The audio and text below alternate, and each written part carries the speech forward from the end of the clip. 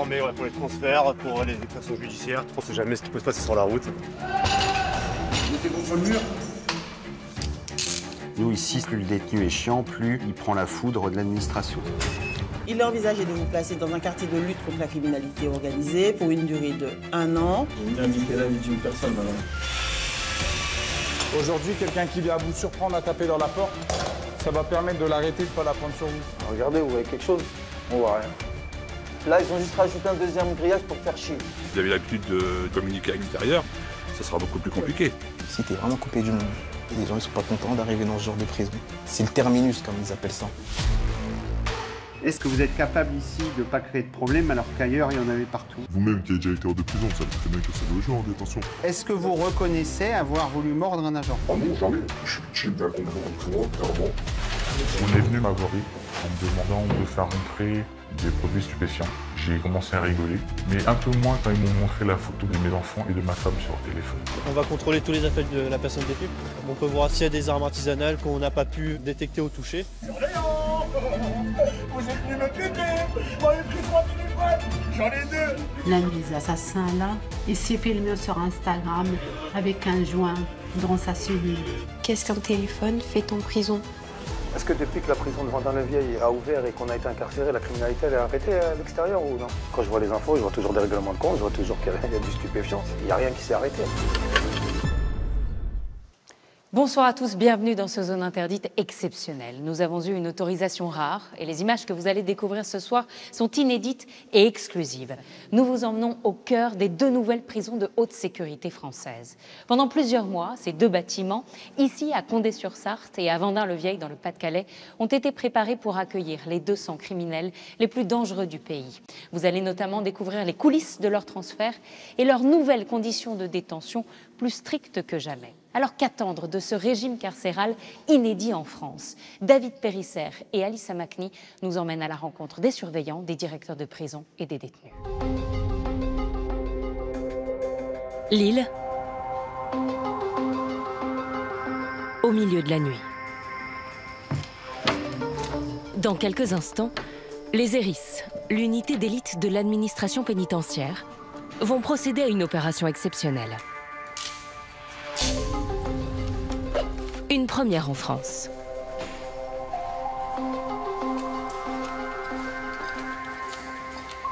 Actuellement, il est 4h35 du matin. Donc aujourd'hui, on a été réquisitionnés pour transférer des détenus narcotrafiquants. Il s'agit des narcotrafiquants parmi les plus dangereux du pays.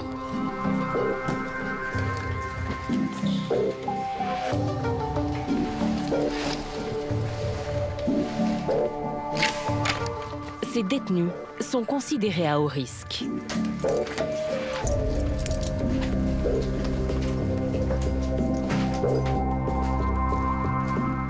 Alors là, on a terminé de s'équiper, maintenant on va rejoindre le véhicule. C'est ce camion blindé et banalisé avec des cellules individuelles. Les fenêtres sont obstruées. Nul ne peut voir ce qui s'y passe. En exclusivité, nous allons suivre le transfert de narcotrafiquants incarcérés à la maison d'arrêt de l'Île-Sequedin vers une prison ultra sécurisée.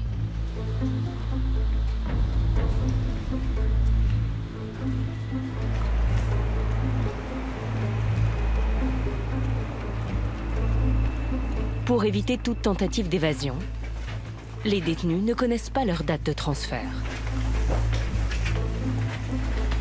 Les ERIS misent sur l'effet de surprise.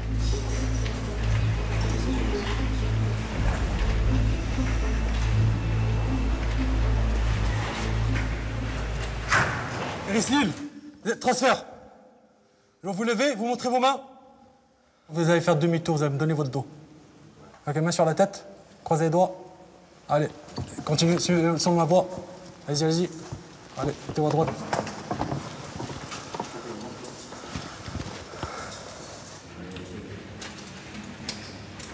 Cet homme est Karim D, condamné pour trafic de drogue et soupçonné d'un double assassinat. Les affaires en pas. Non, ça va vous suivre après, ça.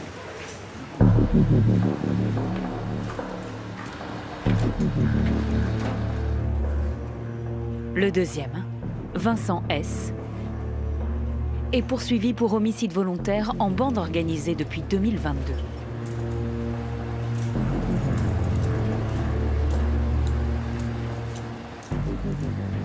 Aucun d'entre eux ne proteste.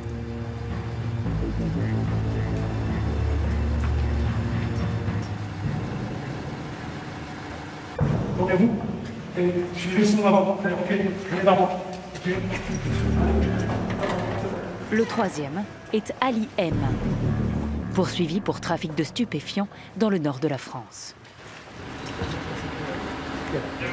Ok, c'est bon, ils sont chargés.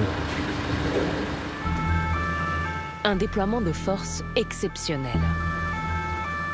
C'est le démarrage de l'opération la plus sensible de toute l'histoire de la pénitentiaire. En 3 semaines, un temps record, 89 narcotrafiquants, déplacés de la France entière, vont être regroupés dans une prison spécialement réaménagée pour eux. La prison de haute sécurité de Vendin-le-Vieil. Un nouveau régime carcéral très strict qui a pour but de les empêcher de continuer leurs activités criminelles depuis leurs cellules. Si nous en sommes là aujourd'hui, c'est parce qu'un événement très grave s'est produit. Mai 2024, alors qu'il est transféré au tribunal judiciaire de Rouen pour une audition. Le détenu Mohamed Amra s'évade. Il aurait tout orchestré depuis sa cellule. 2 agents pénitentiaires sont tués, 3 autres grièvement blessés. Arrêté pendant sa cavale en Roumanie, le criminel provoque. Il tente de corrompre les policiers. Il leur propose 2 millions d'euros. La surface financière des narcotrafiquants explose. Ils pèsent aujourd'hui plus de 4 milliards d'euros et leur guerre de territoire tue des innocents. Ma petite sœur, elle avait 17 ans. Elle a pris 3 balles dans la tête. Au ministère de la Justice, pour lutter contre ce fléau, le garde des Sceaux frappe fort. Il présente devant les députés un amendement qui vise à durcir le régime carcéral et à isoler les narcotrafiquants. Jamais la France n'avait organisé des prisons de haute sécurité. C'est un texte extrêmement important qui donne des moyens pour lutter férocement contre le narcotrafic. Le texte du ministre est adopté. Dans la foulée, 2 établissements quasi-jumeaux sont choisis pour devenir des prisons de haute sécurité. Condé-sur-Sarthe, dans l'Orne. Vendin-le-Vieil, dans le Pas-de-Calais. 5 mois plus tard, les chefs des réseaux criminels qui y sont enfermés sont furieux. On aimerait bien comprendre les critères, le casting qu'il a fait. On a ce chapeau de chef ou de choses comme ça. Aujourd'hui, on nous reproche plus une influence, peut-être, d'avoir trop de charisme, peut-être de trop en dégager. En exclusivité pendant 6 mois, nous avons suivi toutes les étapes de cette révolution inédite dans nos prisons.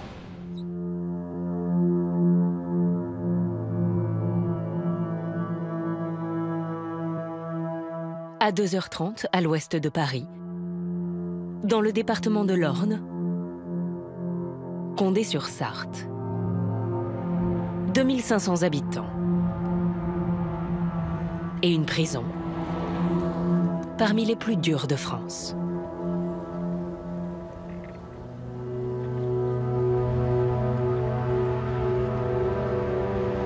Cet établissement est une des 2 maisons centrales sélectionnées pour accueillir les narcotrafiquants les plus dangereux du pays. Des murs d'enceinte de 12 mètres de haut. 3 quartiers identiques. Pas de surpopulation carcérale. Mais 154 détenus difficiles. Seuls dans leurs cellules. À la tête de cet établissement depuis 2 ans, un homme à poigne, Vincent Vernet. 20 ans d'administration pénitentiaire. Aujourd'hui, il accueille 5 nouvelles recrues, issues d'autres établissements, pour renforcer les effectifs en vue de l'arrivée des narcotrafiquants. Dès le premier contact, bonjour à toutes et tous, asseyez-vous. Il leur donne le tempo. Vous avez peut-être connu dans vos établissements parfois des politiques disant Plus le détenu est énervé, plus le détenu est chiant, plus il faut trouver les moyens de le calmer. Donc le calmer, ça peut être en lui donnant ce qu'il veut. Nous, ici, ce système ne marche pas. Plus le détenu est chiant, plus il prend la foudre de l'administration. Les futurs centres narcos qu'on aura à Condé dans les prochains mois sont des gens qui sont déjà dans des établissements. On en a par exemple, nous, une dizaine ici qui sont plutôt ciblés pour faire partie de ces quartiers.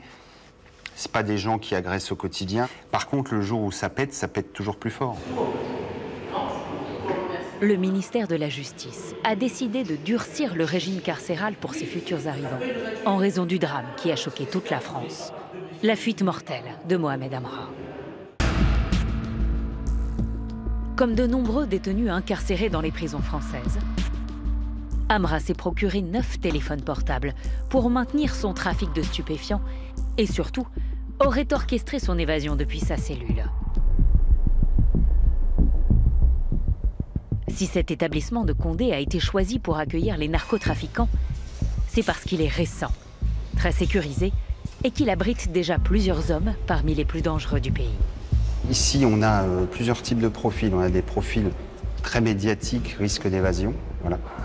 On a des profils très dangereux sur le plan psychiatrique, qui ont multiplié les agressions, qui ont multiplié les actes en détention. On a des profils radicalisés terroristes, donc qui sont à l'isolement pour éviter la contagion d'idées violentes auprès de la population pénale. Les caméras n'entrent jamais dans les quartiers d'isolement. Derrière ces portes de cellules, on retrouve Mohamed Amra, interpellé le 22 février 2025 en Roumanie après 9 mois de cavale.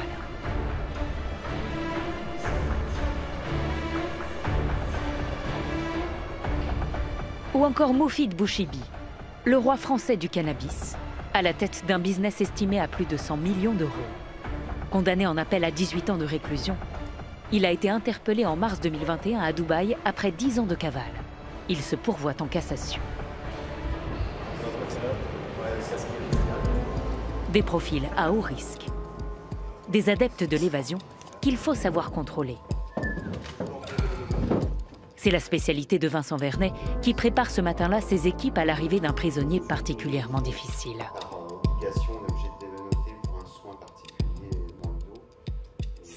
Demain, on reçoit un prénommé, donc infraction, on est sur des stupes, violences aggravées. Il vient de recevoir le rapport de l'établissement précédent. Il a une capacité corruptive assez forte. Voilà, il dit toutes les prisons de France sont à moi. J'ai des gens partout à moi, des policiers, des gens qui bossent avec des procureurs. Il dit qu'il travaille avec beaucoup de monde, également des surveillants. Il met la pression à un point où les agents ont refusé de le gérer et de le fouiller, ayant peur des représailles, puisqu'il arrive en permanence à savoir les adresses et l'identité des gens. Il arrivait régulièrement à avoir des téléphones portables, a priori livraison par drone ou par d'autres moyens. En l'espace de 6 semaines, nous avons retrouvé 6 téléphones dans sa cellule. Il a quel âge 23 ans. 23 ans. Il va clairement péter un câble. Donc on va mettre en place une gestion très stricte, fouille intégrale quotidienne. Pour lutter contre le phénomène corruptif, personne ne lui parle. Évidemment, tous cagoulés, j'ai oublié de le dire, mais c'est logique. C'est bon pour vous? Tout est clair.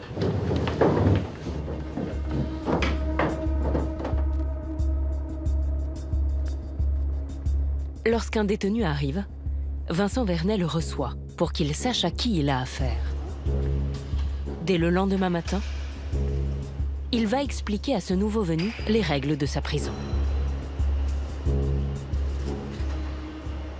Bonjour monsieur, je vais vous voir en audience. Le profil de ce nouvel arrivant le destine à intégrer les futurs quartiers de lutte contre la criminalité organisée, les QLCO. C'est le nom officiel du futur régime carcéral. Bon monsieur, est-ce que vous êtes capable ici de ne pas créer de problème alors qu'ailleurs il y en avait partout? J'ai jamais été bordélique en détention, j'ai jamais cassé de cellule. peut-être casser juste un peu le grillage pour avoir des portables, mais... Ah, mais vous-même qui avez déjà été hors de prison, vous savez très bien que c'est le jeu en détention. Moi, enfin, mais c'est le jeu du chêne, souvent de ma part, je suis un opportuniste si j'ai l'opportunité d'avoir des téléphones. Comment vous voyez les choses? par rapport à mon profil, par rapport au fait que c'est de la criminalité organisée, par rapport à plusieurs chefs d'inculpation qu'il y a à mon égard, de tout ce qu'il y a pu avoir, des trafics de stupéfiants, tout ce qui est assassinat, etc. Ouais. Je pense que je coche toutes les cases qui permettent l'affectation au sein du QLCO. C'est marrant parce que vous en parlez comme si vous espériez y aller. Je n'ai pas l'envie d'y aller. Après, moi, je suis quelqu'un qui est juste réaliste. Si je ne serais pas dans le lot pour y aller, je pense pas que je serais réellement à conduire. Vous, ça vous, entre guillemets, ça vous fait pas peur de vous dire si un jour, moi, monsieur, je suis en QLCO, j'ai peur que dans une promenade, je me prenne un coup de pique parce qu'un autre l'aura peut-être payé dehors. J'ai fait des prisons où j'étais en promenade avec des gens avec qui j'étais en guerre. C'est pas pour autant que je me cachais, je descendais parce que je suis un grand garçon. Les armes blanches, ça circulait partout, on descend et on règle nos problèmes. Moi, je suis souvent spectateur, je me dis, c'est les gens qui font leur choix. Soit ils estiment que ça se passe bien, parce qu'ils ont compris que c'est mieux pour eux, soit si à un moment ils ont compris que c'est, ou ils comprennent pas que c'est mieux pour eux et qu'ils redéconnent, bah forcément vous aurez des agents en face qui vont agir. On fera jamais confiance, nous on bosse pas la confiance. Au regard du profil de ces détenus, dans cet établissement, la tolérance est de 0.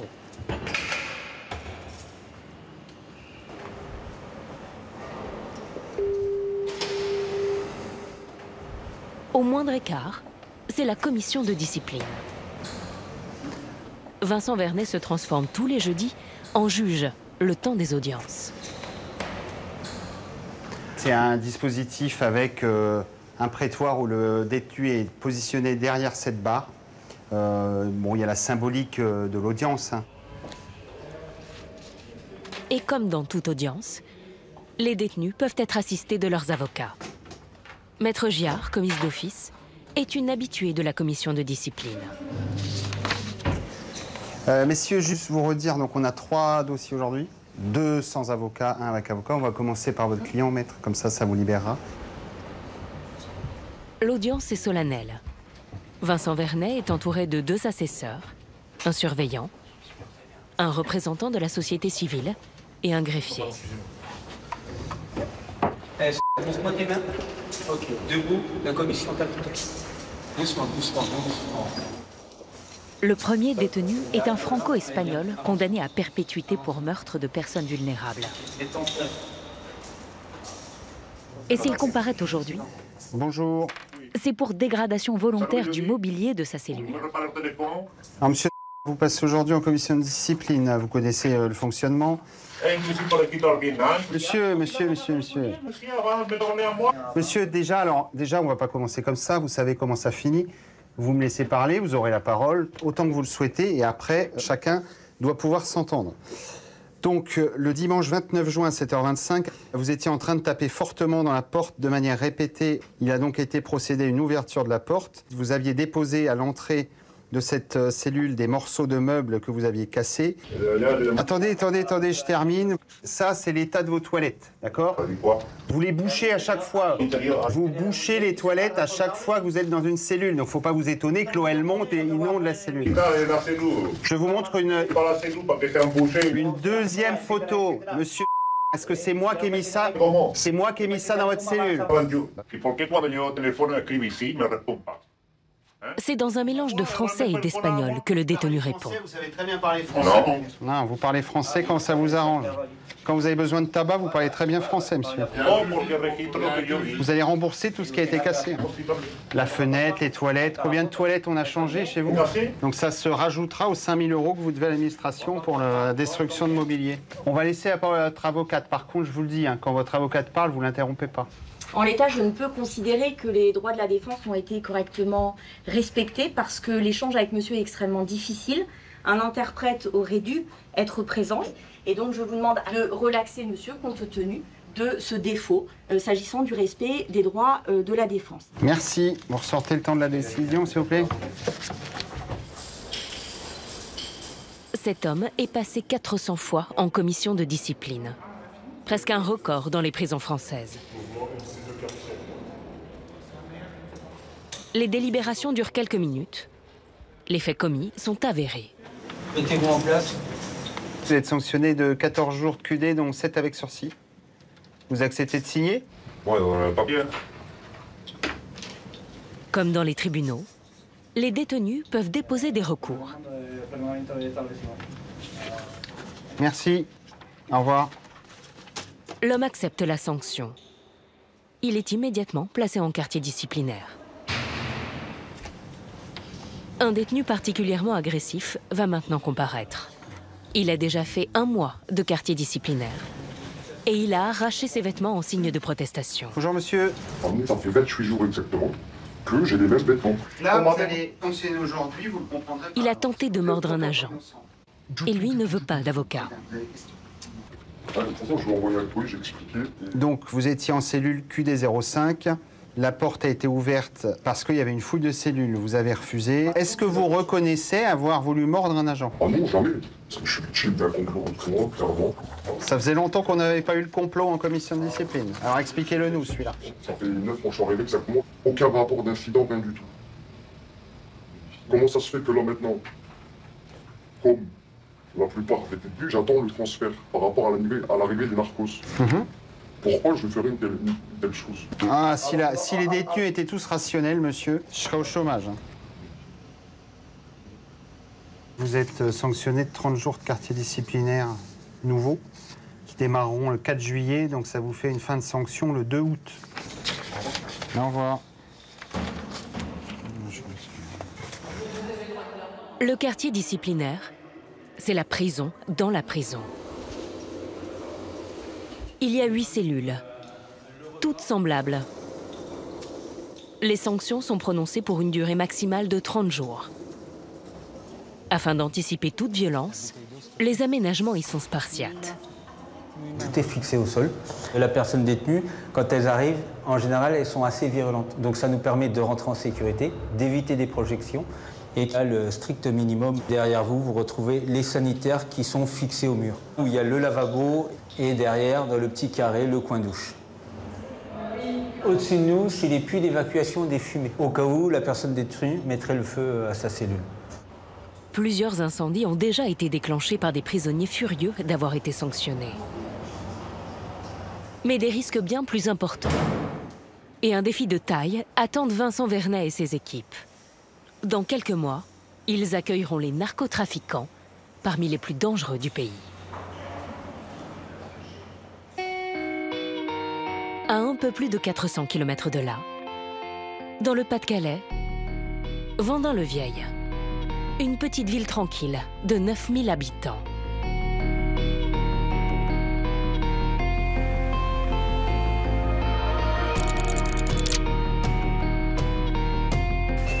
C'est dans cet établissement pénitentiaire que sera inauguré le tout nouveau régime carcéral de haute sécurité. Copie conforme de Condé-sur-Sarthe, la centrale de Vendin accueille déjà des détenus difficiles.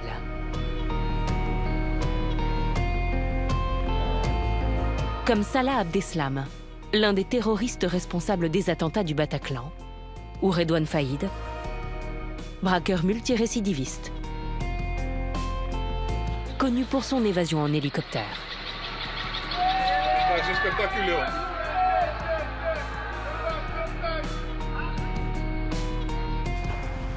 Marc Djenguéné est le directeur. C'est un ancien surveillant pénitentiaire qui a gravi les échelons. Il va être le premier directeur de prison en France à réceptionner les plus grands chefs de réseau criminels. Sa mission, les isoler au maximum. C'est l'essence même du QLCO. Du fond de leur cellule ordinaire, ils continuaient leur activité criminelle ou délinquentielle. Donc l'objectif, c'est de les empêcher de continuer ces activités alors qu'ils sont incarcérés. Des travaux d'ampleur ont démarré pour renforcer la sécurité. Et il faut aussi rendre la prison totalement hermétique vis-à-vis de l'extérieur. Pour empêcher tout échange de documents avec les visiteurs, les parloirs viennent d'être transformés. Là, on a un vitre très costaud. C'est typiquement ce que vous allez rencontrer dans les bijouteries ou dans les guichets sécurisés, comme par exemple les banques. Le visuel est possible, ils peuvent rentrer en contact verbalement, mais voilà, c'est une raison sécuritaire. On va faire un test. Je vais mettre de l'autre côté. Ils ont mis une membrane de façon à ce qu'on ne puisse pas passer de documents ou de substances. Est-ce que tu peux passer un document? Voilà. Je ne peux pas l'attraper. On va essayer de l'autre côté. Il n'y a pas de contact possible. Voilà le... C'est lorsque les détenus sont extraits de la prison qu'existe le plus gros danger. Mohamed Amra s'est évadé alors qu'il se rendait à une audition avec un juge d'instruction. Pour limiter ces risques, les détenus pourront désormais être auditionnés par les magistrats en visioconférence depuis la prison. C'est bon. Donc là, on va être en communication avec le tribunal. Bienvenue dans votre conférence. Bonjour. C'est bon pour vous? Oui, c'est bon pour nous, oui. Bah là, on a une très bonne visibilité, on vous entend très bien. Ah. Franchement, la qualité est super. Je vous remercie beaucoup, je vous souhaite une excellente fin d'après-midi. Merci. Les narcotrafiquants sont imprévisibles. Nul ne sait comment ils vont réagir à leur nouveau régime carcéral. Pour parer à tous les dangers, bonjour, les portes sont renforcées. Ça va bien?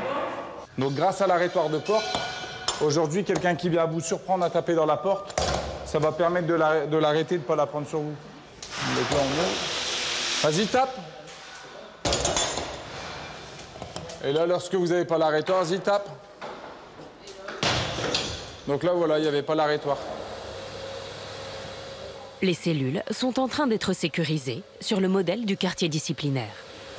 Il y a ce bureau qui va être modifié pour pouvoir mettre un bureau métallique qui sera fixé directement au sol. Là, vous avez un toilette classique. Le toilette, il est en porcelaine. Quelqu'un qui saute dessus, il peut le casser. Ce modèle de WC a été remplacé par la cuvette inox afin qu'elle ne puisse pas être détruite et servir d'arme par procuration vis-à-vis du personnel. Le coût de ces travaux est estimé à 4,5 millions d'euros. Un quartier entier a déjà été vidé. Car pour recevoir les narcotrafiquants, presque tous les occupants actuels de Vendin doivent déménager dans l'urgence. Un bouleversement à haut risque. Nils purge sa peine ici depuis 10 ans. Laisser sa place ne lui plaît pas du tout. Bonjour. Il a dans cette prison un poste d'auxiliaire qu'il va perdre. Tous les jours, il distribue les repas. Les détenus qui se comportent bien peuvent travailler et être payés. Par contre, je prends la viande de... à côté. Tu veux pas de frites? Non, merci. Merci bien. Allez, bon appétit. Bon appétit. En changeant d'établissement, Nils sera privé de sa rémunération de 300 € net par mois qu'il perçoit ici. Et il va devoir changer ses habitudes. Votre cellule, elle est bien vide par rapport à d'habitude. Vous préparez le transfert? Oui. On m'a dit qu'on allait tous être transférés. Donc j'ai sorti mes livres. Donc c'est vide, effectivement. Mais de toute façon, à part de mes livres, j'avais pas grand-chose. Donc, je suis ici à Vendin depuis 2015, donc depuis le jour d'ouverture. Et je suis là pour double meurtre. J'étais pas habitué de bouger beaucoup.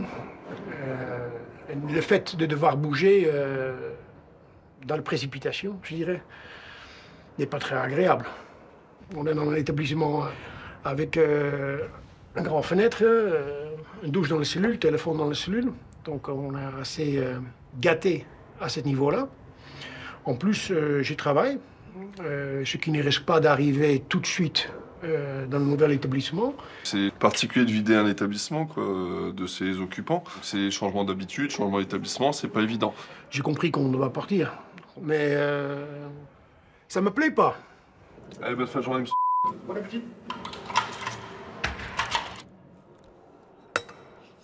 Un mouvement de cette ampleur, cela n'arrive jamais.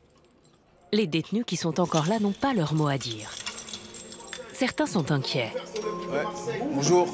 Les plus dangereux risquent de rester à Vendin.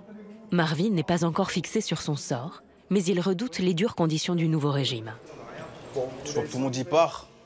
Nous, on n'a pas les cartons, on n'a rien. On est les n'a pas derniers. eu les cartons, on n'a toujours pas reçu les nouvelles par rapport à la décision d'affectation. Donc il faut attendre. C'est quoi, ils vont pas nous laisser là quand même. Bon, de toute façon, il va falloir commencer à vider un peu votre cellule. Pas de carton, on m'a rien donné. Dès qu'on a les décisions d'affectation, on vient vous voir, on vous les notifie. Et puis ensuite, on vous donne les cartons pour préparer vos affaires et puis pour le départ. Ça marche? Patience. Allez, bonne journée. Bonne journée. Des fois, je suis parano, je suis dans mon lit, je regarde le plafond comme ça, je lui dis quoi, ils veulent me garder ici. Voilà, je fais des coups de parano. Après, je vais dans le bureau du chef, il me dit que ça va tomber, donc j'attends. Marvin est incarcéré pour vol en bande organisée, enlèvement et séquestration. Avant d'arriver à Vendin, il a fait 2 tentatives d'évasion, dont une réussie en 2020. J'ai 33 ans et j'ai fait 14 ans tout de prison. Ça fait beaucoup. Ici, ça fait 1 an, là, ça fait 1 an. Donc j'ai fait la décoration de la cellule, j'ai fait un petit thème.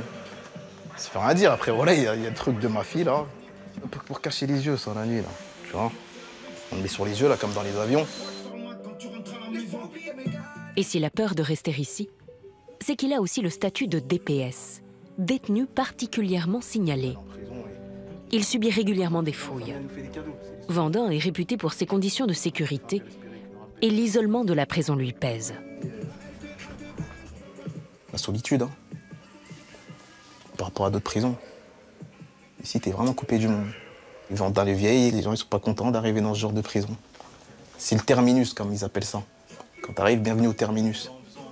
C'est terminus, tout le monde s'arrête, tout le monde descend.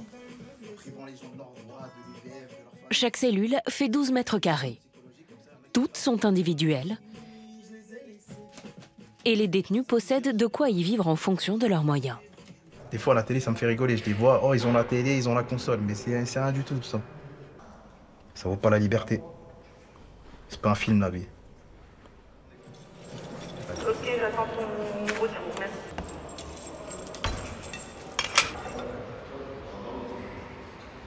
Trois semaines plus tard, l'arrivée des narcotrafiquants se rapproche.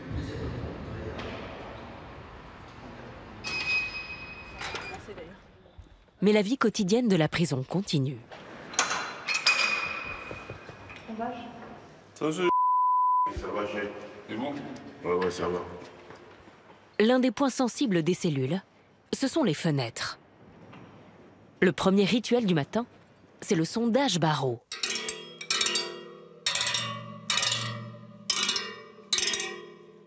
On teste, voir s'il n'y a pas des anomalies au niveau de la sonorité, parce qu'avec l'ancienneté, c'est grâce à la sonorité qu'on se rend compte s'il y a une anomalie sur la structure métallique.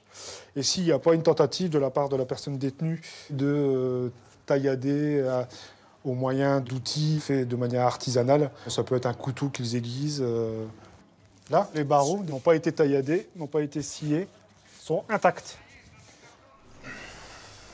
Bientôt, ces fenêtres vont bénéficier de protections spéciales. Et elles sont fabriquées à 350 km de là. Depuis 20 ans, ici, on conçoit les blindages des fenêtres des prisons françaises. Il y a un trou qui fait 4 cm, 4 cm. Donc ça permet d'éviter de lancer des objets ou d'en recevoir. Ces panneaux en acier s'appellent des caillebotis. Le panneau de caillebotis standard pour les prisons, exceptionnellement là, pour la prison de Vendin, va venir être renforcé par une pièce de métal déployé. On est sur un renfort de sécurité. Ces équipes soudent des couches d'acier supplémentaires sur les caillebotis. Les prisonniers ont des plaques chauffantes dans leurs cellules. Parfois, ils chauffent l'acier qui peut se distendre et ils arrivent à écarter, à casser. Là, c'est indéformable avec un point de soudure tous les 8 cm, donc vous ne pouvez pas l'arracher. C'est le résultat final qui sera posé sur les fenêtres dans quelques jours. Et ça pèse 65 kg. Une pièce qui va être impossible à démonter. Là, on voit, normalement, il y a la place pour 2-3 doigts. Et grâce au renfort, on ne peut plus rien laisser passer. Soit message, soit objet. Boucler les fenêtres à Vendin représente un chantier d'envergure. Il s'agit de limiter les habitudes des détenus qui échangent toutes sortes d'objets et de messages via ce qu'ils nomment le yo-yo. Pour nous, c'est une grande première. Si vous avez l'habitude de yoter, de recevoir des trucs, ou de communiquer à l'extérieur, ça sera beaucoup plus compliqué. Toutes ces transformations sont destinées à couper la prison des réseaux du narcotrafic, qui sont tentaculaires.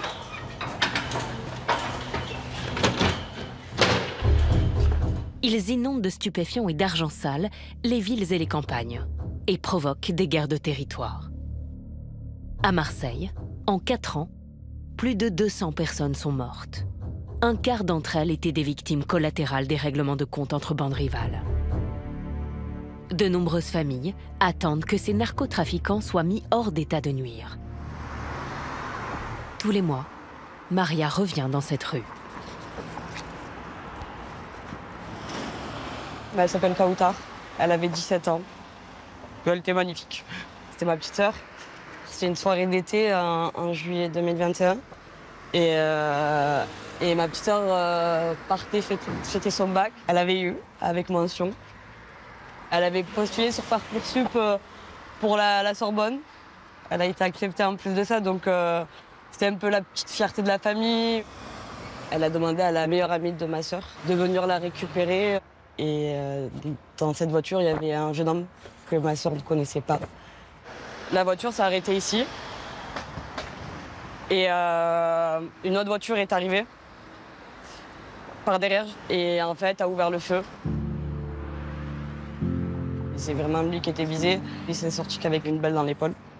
Et ma petite sœur, elle, par contre, elle n'a pas été épargnée. Elle a pris 3 balles dans la tête. 4 ans après les faits, l'enquête est toujours en cours. Je suis en colère contre la violence qui est là et qui assomme tout le monde. Ça, c'est ma petite sœur, Kautar, avec ma mère. C'est une maman qui perd son enfant. Son dernier enfant. C'est son bébé, c'est sa dernière fille. Décédée d'un cancer foudroyant après la mort de sa cadette, leur mère préservait pourtant ses filles de la violence de ces quartiers. Elle nous a donné une éducation solide, stable. On manquait pas d'amour. Elle a fait des sacrifices pour qu'on parte dans des écoles privées, qu'on quitte un peu les quartiers nord. Parce que dès qu'on est dans les quartiers nord, bien sûr que c'est dangereux. Mais qu'on est tous à un point de deal. Et ma petite sœur, c'est une victime de ce trafic-là. Prises dans des fusillades, des familles entières sont détruites. Il y a 2 ans, un autre drame a ému toute la France. Celui d'une jeune fille, victime d'une balle perdue alors qu'elle se trouvait chez elle. Sabrina, sa petite sœur, et Leïla, sa mère, lui rendent hommage en ce jour anniversaire de sa mort. C'était le 10 septembre 2023.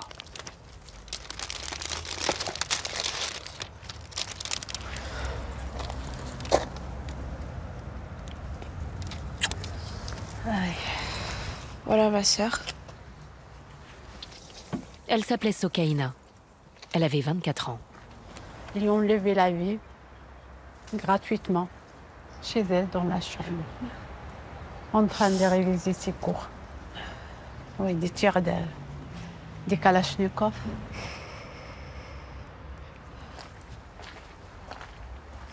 On habitait au 3e étage.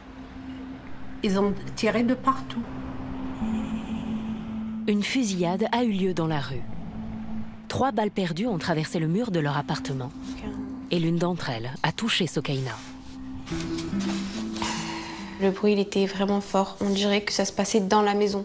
Je veux demander à ma sœur qu'est-ce qui se passait, si elle avait vu ce qui s'est passé et si elle allait bien. Donc je rentre dans la chambre, je vois ma sœur par terre et je vois du sang mais partout. Voilà l'impact des balles.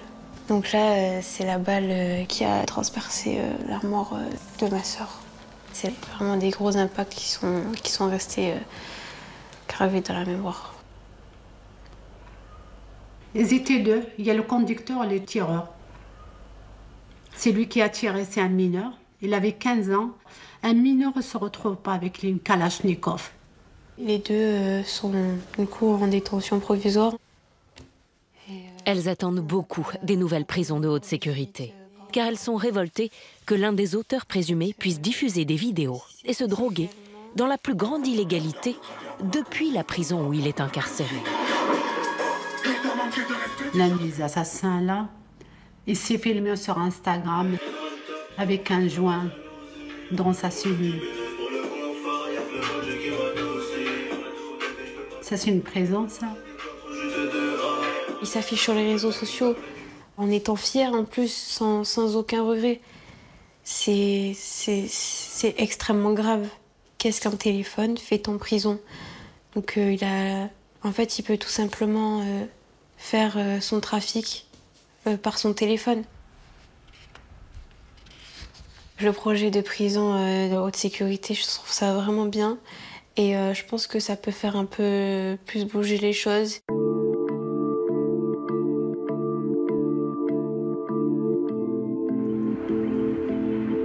Pour éviter ces abus, au centre pénitentiaire de Condé-sur-Sarthe, chaque jour, de façon aléatoire, des détenus sont fouillés.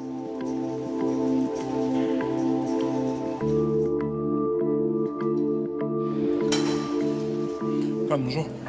Fouille de cellule. Fouille de cellule. On me préparer pour la promenade, mais quand vous allez faire la fouille,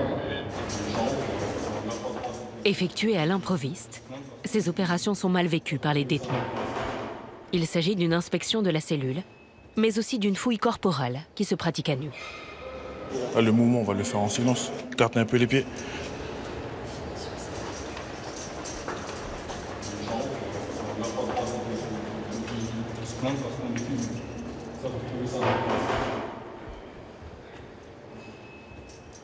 On l'entend, il n'est pas content, donc on est sur nos gardes du début à la fin. C'est quand même, pénétrer dans l'intimité, c'est compliqué, mais ça fait partie du côté sécuritaire.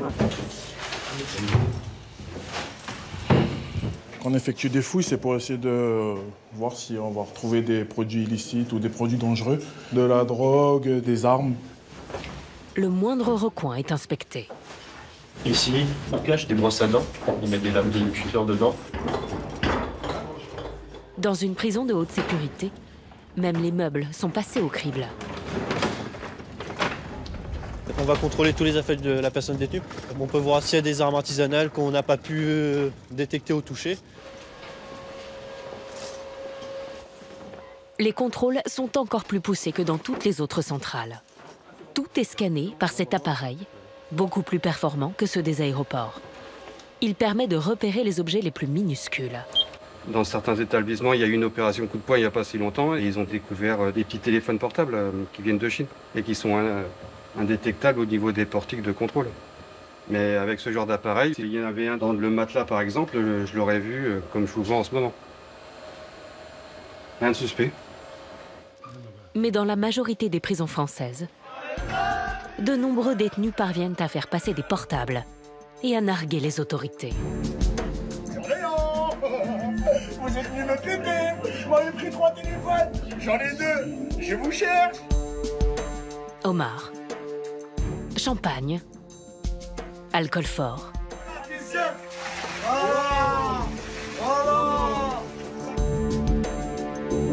Les tailles, tu veux lequel? Téléphone ou résine de cannabis. Les détenus peuvent tout faire entrer en prison et garder leur lien avec l'extérieur, car ils ont les moyens de recruter des complices. Le narcotrafic générerait de 4 à 6 milliards d'euros chaque année. Ceux qui en tirent profit peuvent tout acheter, à commencer par le personnel pénitentiaire. À Toulouse, Jean et son épouse Solène ont accepté de nous rencontrer pour raconter combien il est difficile de résister aux pressions.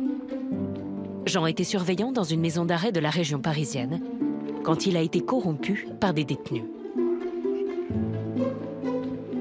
Les détenus font toujours des rapports de force avec les surveillants.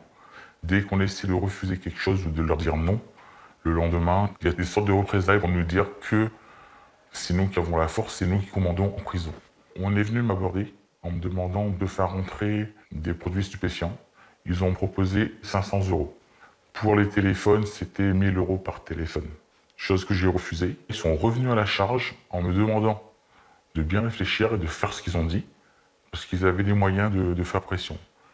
J'ai commencé à rigoler, mais un peu moins quand ils m'ont montré la photo de mes enfants et de ma femme sur leur téléphone. Il est père de famille nombreuse. Sa femme est alors enceinte. À l'époque des faits, en 2018, un gardien en début de carrière ne gagnait que 1 500 € net. Une cible facile. Il savait où travaillait ma femme, où allaient mes enfants à l'école. Il connaissait tout. Si tu ne fais pas ce qu'on te demande, il y aura des représailles sur ta famille. Mon monde entier s'est écoulé parce que je ne savais pas quoi faire. Mon choix a été de mettre ma famille en sécurité. J'ai dû faire rentrer à peu près 5 ou 6 petites barrettes de cannabis en espérant qu'une fois, 2 fois, et qu'après il me laisse tranquille. Jean n'est alors pas conscient de la ténacité de ces voyous. Une fois qu'on accepte de faire ne serait-ce une seule chose pour les détenus, c'est un engrenage qui ne s'arrêtera jamais. Qu'importe la manière, mais ils vont nous mettre la pression pour qu'on n'arrête pas. J'ai vu les changements, j'ai vu le stress, j'ai vu qu'il rentrait et qu'il n'avait plus envie de parler. Et au début décembre, tout a basculé. Alors qu'il veut sortir de cet engrenage, une source anonyme le dénonce. La police est venue chez moi un matin, en m'arrêtant, en me disant voilà, on vous arrête pour trafic de stupéfiants. Je suis tombé des nues. Je leur dis que c'est pas possible, parce que moi j'y crois pas. Mon mari, pour lui, la loi, la justice, ça passe avant tout. Je l'ai avoué, en disant oui, j'ai fait cette bêtise, je le reconnais. Le père de famille est démis de ses fonctions, condamné à 18 mois de prison et incarcéré pendant 7 mois. J'ai une grande chance que ça n'apparaisse pas sur mon casier judiciaire, parce que le juge avait bien compris que j'ai fait une erreur parce que j'ai été menacé. Les affaires comme la sienne sont nombreuses. Fait entrer de la drogue, amadoué par le bras droit d'un dealer, la greffière, le trafiquant et l'amoureux. Corruption au centre pénitentiaire. L'administration a réagi en augmentant les salaires. Il se monte désormais à 2 000 € net pour un surveillant en début de carrière. À la prison de Condé-sur-Sarthe, pour le directeur Vincent Vernet, la corruption, c'est le sujet le plus sensible. Il ne faut pas cibler uniquement les surveillants pénitentiaires. Il y a déjà eu aussi des directeurs corrompus dans l'administration. Un Fresnes, un directeur où on retrouve 300 000 € d'argent liquide et des montres de luxe chez lui. Donc c'est là où justement le narcotrafiquant est dangereux, c'est qu'il va être sur des sommes totalement déraisonnées par rapport à un acte qui du coup peuvent faire totalement vriller le cerveau de certains. À Vendin-le-Vieil,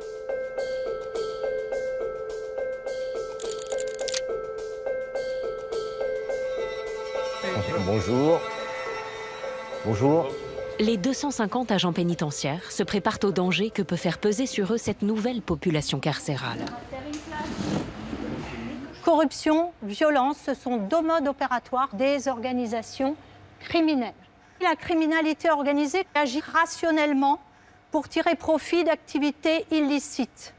Elle s'appuie sur la corruption et le recours à l'intimidation ou à la violence pour mener à bien ses objectifs.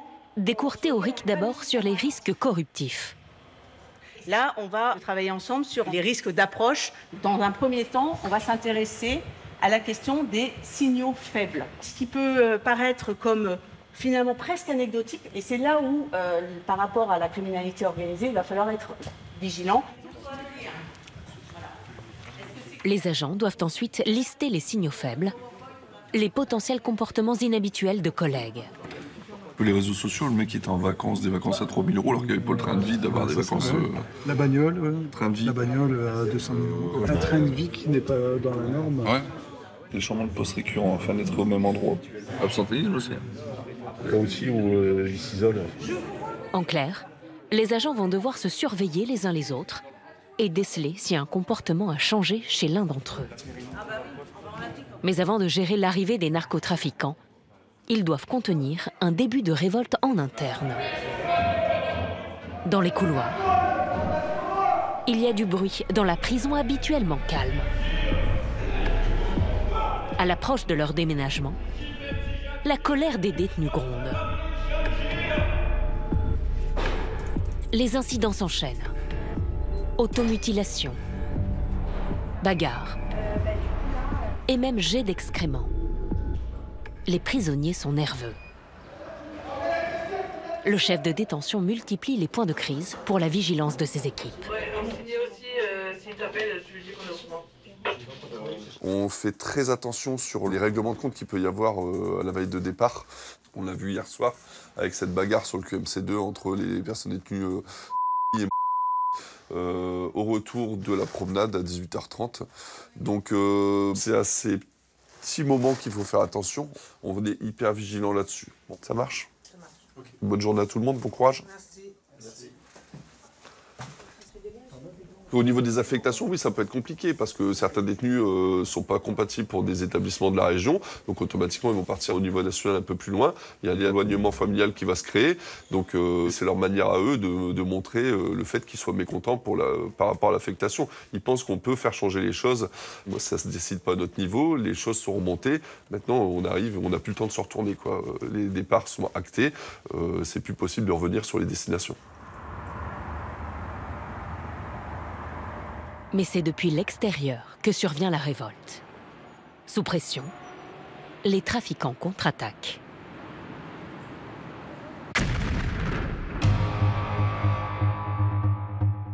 Nuit du 14 au 15 avril 2025.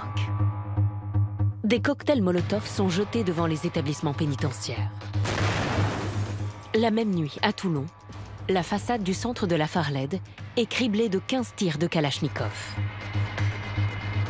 Les vitres de la cabine blindée dans laquelle se trouvait une surveillante au moment de l'attaque sont touchées.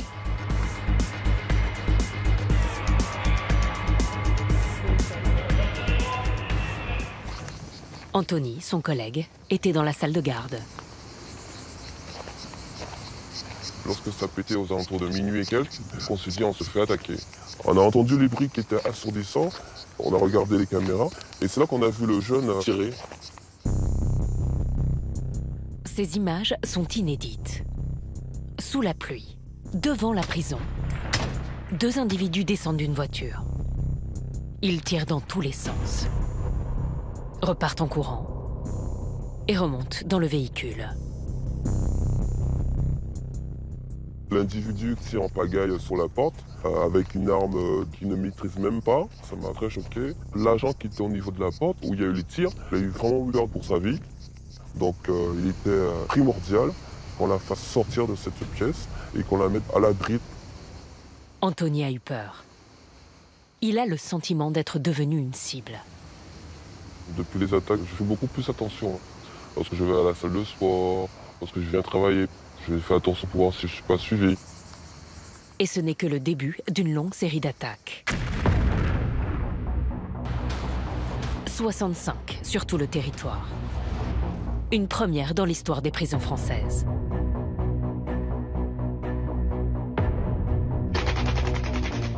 La violence monte d'un cran. Ce sont maintenant les domiciles de surveillants qui sont ciblés. Les sols et les murs sont tagués. Un nom jusque-là inconnu apparaît. DDPF. Pour défense des droits des prisonniers français. Sur une plateforme de messagerie cryptée, DDPF revendique les attaques. Ce canal est un mouvement dédié à dénoncer les atteintes à nos droits fondamentaux. L'heure est grave. Nous entrons dans une ère dangereuse et inquiétante pour l'avenir de la population carcérale. Si ces attaques sont aussi bien coordonnées, c'est parce qu'elles sont rémunérées via des annonces sur les réseaux sociaux. 1 000 € à la clé pour toute adresse de surveillant donnée. 2 000 € pour chaque adresse de chef ou de gradé. 5 000 € pour adresse de directeur de prison. Et merci au personnel pénitentiaire de vendre leurs collègues pour une poignée de billets.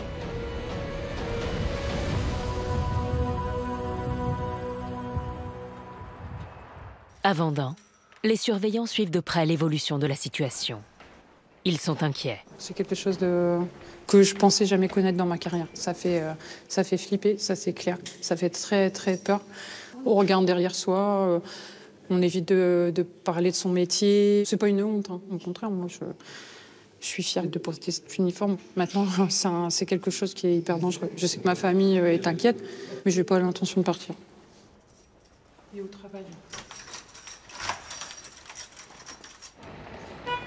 Face à la gravité des attaques, les autorités confient les investigations à l'ASDAT, la sous-direction antiterroriste.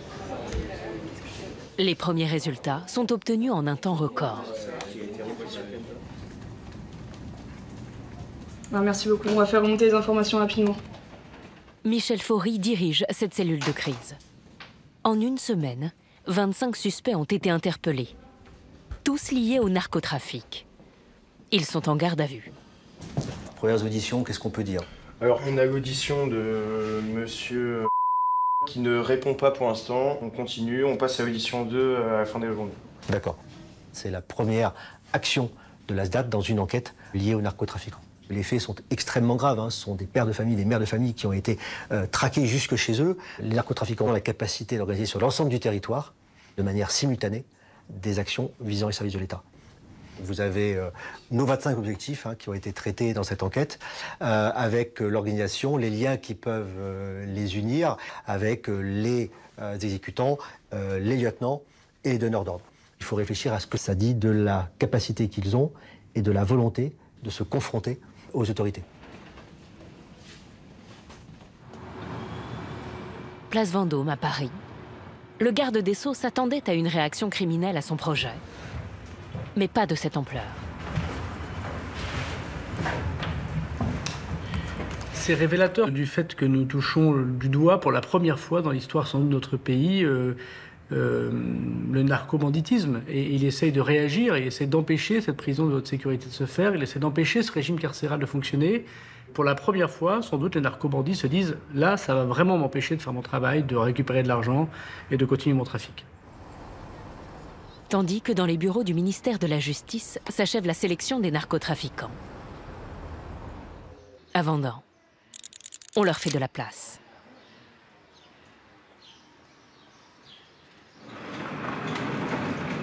C'est un balai de carton. La prison se vide. Et c'est un saut dans l'inconnu pour le directeur, Marc Djenguéné.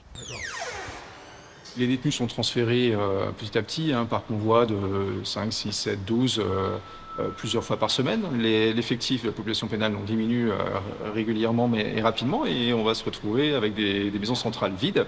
Je n'ai jamais été confronté à cette situation dans ma carrière. Alors là, il y a déjà une dizaine de cartons déjà de partis pour ce détenu. On trouve un petit peu de tout ici, des consoles, des robots de cuisine. On a un aspirateur, balai, des plaques, des lecteurs, des chaînes IFI. Vous m'accompagnez rez-de-chaussée. Les derniers à partir vont enfin être fixés sur leur sort. On va les distribuer les cartons pour qu'ils préparent son transfert. Après plusieurs semaines d'incertitude, Marvin, le braqueur récidiviste, va être soulagé. Bonjour. Je viens vous remettre les cartons par rapport à votre transfert qui va pas tarder à arriver. Les cartons, enfin. Enfin, voilà. Il va partir et ne restera pas avec les narcos. Je vous en donne 10 pour le moment. En prison depuis plus de 5 ans, il a déménagé à 5 reprises et craint de perdre ses cartons. À chaque fois dans les transferts, moi, mes vêtements, je les prends direct. Je prends mes 2 sacs, parce que des fois, il y a des pertes. Donc, je prends le plus important. Il faut bien les faire, comme ça, on diminue les risques. Je vais mettre quand en premier? On va mettre les cantines. Faut ranger comme dans Tetris.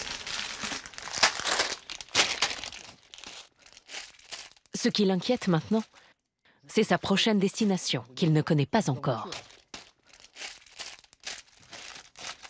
Moi, je suis dans l'optique de sortir. Moi, je suis vers la fin.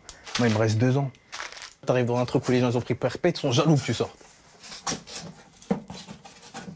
Il y en a, et la jalousie, ça les pousse à quoi? Ils disent comment ça, lui, il sort bientôt et pas moi? Ah bah vas-y, je vais faire en sorte qu'ils se retrouvent dans la même merde que moi. Ils sont mauvais, les gens en prison. Beaucoup de jaloux. Le pire, c'est que j'arrive dans un établissement, je suis sur la faille, il y a quelqu'un qui vient, qui me cherche des noises, qui sort une arme, c'est-à-dire que je suis obligé de prendre une arme blanche, et qu'il se passe quelque chose et je reprends 15-20 ans. Un de fait. On va le mettre là. Vous avez vu comment c'est physique ou pas? J'ai chaud là. Je dois en faire 10 comme ça. Marvin va passer son ultime nuit à Vendin. Le lendemain, il sera parmi les derniers à partir.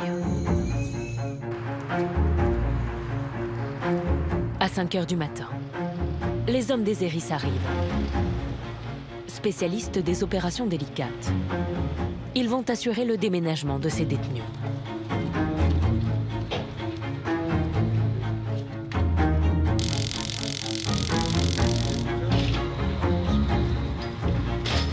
Armé pour les transferts, pour les extractions judiciaires, tout ce qu'on va faire. On ne sait jamais ce qui peut se passer sur la route. Le moment où un détenu sort de détention est toujours à risque. Chacun en ce qui vous concerne, vous avez reçu votre mission. Je vous demanderai pour 7h00 de vous positionner avec l'ouverture des cellules à 7h. À la sortie des détenus, je vous demanderai un point de vigilance particulier pour éventuellement détecter un comportement qui pourrait nuire à l'exécution de la mission.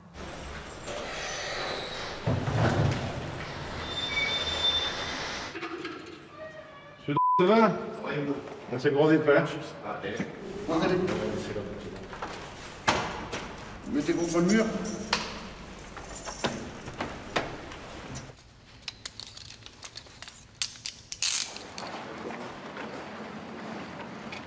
Ce matin, à bord d'un bus sécurisé, 10 détenus sont transférés. C'est bon pour le premier, quand même. Marvin est le dernier à être extrait de sa cellule. Laissez ça là pour l'instant. Il ne lâche pas ses 2 sacs, qui contiennent ses affaires les plus précieuses. Au revoir. Salut.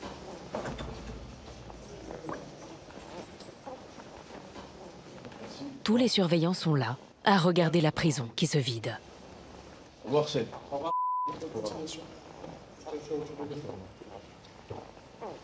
On est par ici, on va passer au greffe. On va aller au fond. En prison, tout est systématiquement vérifié. Mettez-vous là, passez la main droite, ça va. On va prendre les empreintes digitales de monsieur pour bien s'assurer qu'il s'agit de la bonne personne. Parce qu'il y a des homonymes, il y a aussi des frères jumeaux par exemple. Donc c'est une mesure supplémentaire pour s'assurer de la bonne identité. Au greffe, Marvin vient d'apprendre sa nouvelle affectation. Un établissement qu'il redoutait. Une centrale à 400 km de là. C'est pas ce que j'ai demandé. Hein. Et voilà. De retour de nouvelles aventures. Advienne ce qui pourra. Voilà. Force aux prochains qui vont être dans le régime des narcos. Force à eux, hein, parce que ça va être compliqué. Marvin ne monte pas dans le bus avec les autres. Il est transféré seul dans un véhicule, entouré de 4 hérisses. Lors d'un précédent transfert en 2020, il s'est évadé. Ouais, pour l'ensemble du dispositif, tenez-vous prêts, l'ensemble des détenus sont prêts dans le convoi.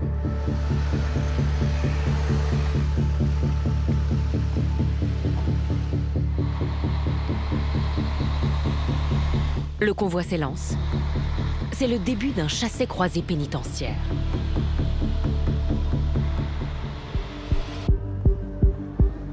À Paris, les 89 narcotrafiquants ont été désignés par le garde des Sceaux sur proposition des magistrats.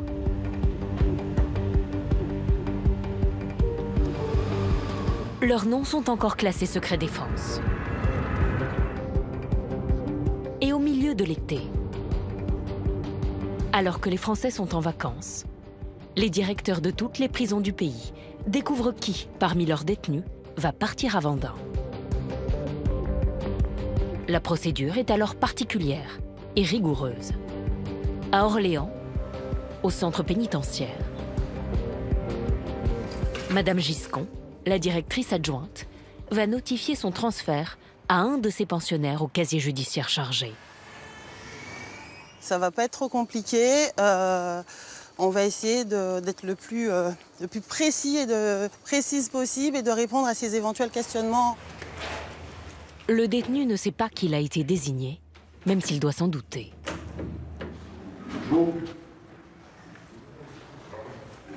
Bonjour, vous allez bien ? Ça va, asseyez-vous. Moi, je vous vois parce que je vais vous notifier la mise en œuvre de la procédure en vue de votre placement. Justement, j'ai capté toutes les procédures qui se passent avant, hein, tout ça, c'est ça. Voilà. Je vous lis quand même les motivations. Il est envisagé de vous placer dans un quartier de lutte contre la criminalité organisée pour une durée de 1 an, pour les motifs suivants.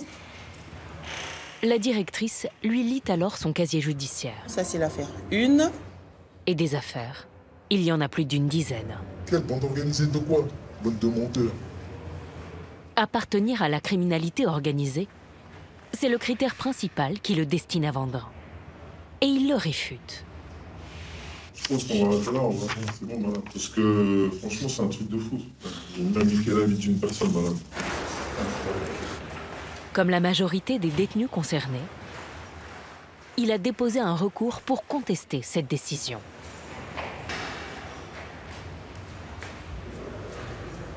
Il est un petit peu aveugle sur les réelles motivations. Il se plaint d'éléments qui sont apportés à sa procédure, alors que pour le coup, les éléments sont issus des jugements de condamnation.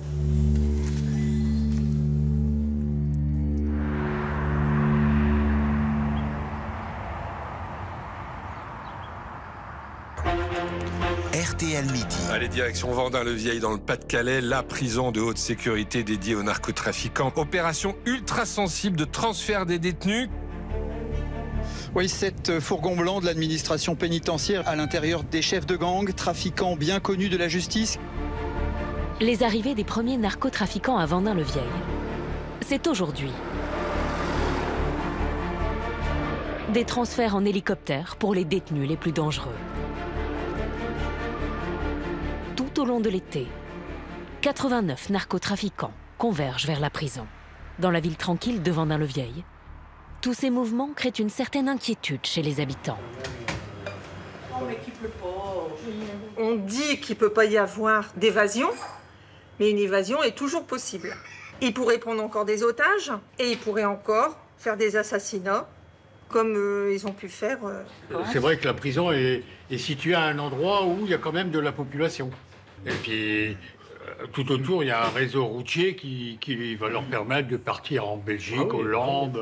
Ils sont en prison, mais ils ont le moyen de tout faire.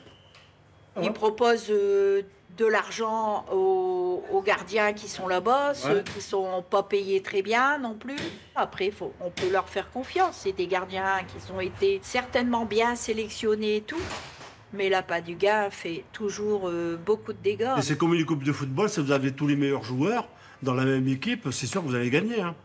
Et là, il y a tous les voyous dans le même truc. C'est une cocotte minute qui peut sauter. Hein. Début septembre, au centre pénitentiaire, les 89 narcotrafiquants sont tous arrivés. L'homme transféré de la prison d'Orléans a vu son recours rejeté.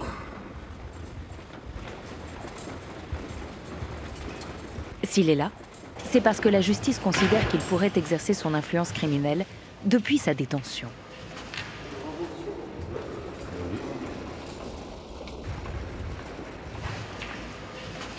Simple, un lit, une télé, des affaires, de quoi manger, de quoi faire la cuisine. Voilà, c'est tout, une plaque chauffante. Regardez, vous voyez quelque chose? On voit rien. Là, ils ont juste rajouté un deuxième grillage pour faire chier. Je suis pas un narcotrafiquant. J'ai été condamné pour un assassinat. Une vengeance, ouais, c'est tout simplement. J'ai pas été ici. Comme lui, la plupart des nouveaux détenus contestent leur placement dans ce quartier de lutte contre la criminalité organisée.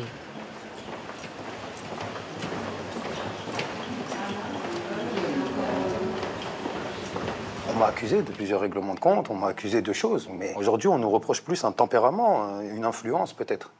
On nous reproche plus qui on est. On a ce chapeau de chef ou de choses comme ça. On nous reproche peut-être d'avoir trop de charisme ou peut-être de trop en dégager. Vous voyez?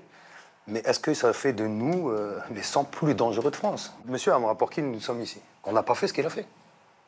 C'est une star dehors. Nous, à l'intérieur, c'est pas une star pour nous. Nous, on n'est pas là à croire que monsieur Amra, c'est... Non, il y en a d'autres qui ont fait des évasions où on peut applaudir, mais ils ont blessé personne. Cela fait 3 semaines que les narcotrafiquants s'insurgent et font parler d'eux. Après avoir volontairement inondé les coursives de la prison, plusieurs détenus annoncent avoir entamé une grève de la faim.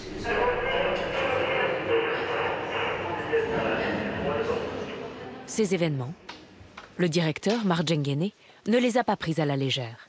Mais il redoutait encore pire. Des règlements de compte, par exemple, entre ces nouveaux pensionnaires. Moi, je m'attendais à vraiment des oppositions très fortes entre personnes détenues, parce qu'il y a des choses très graves qui se sont passées à l'extérieur, les uns contre les autres.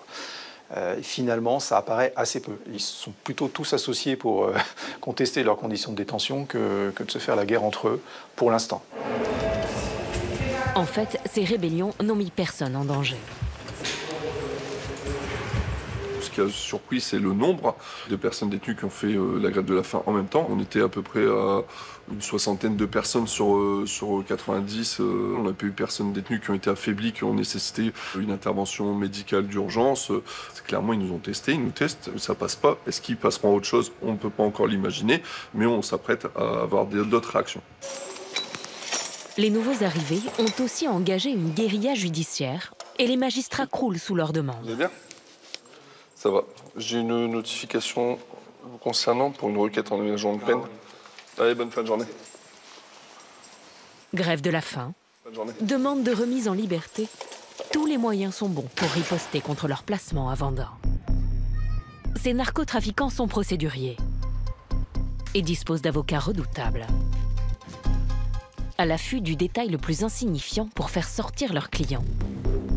Leurs cabinets sont assaillis par les demandes. Ils embauchent sans relâche.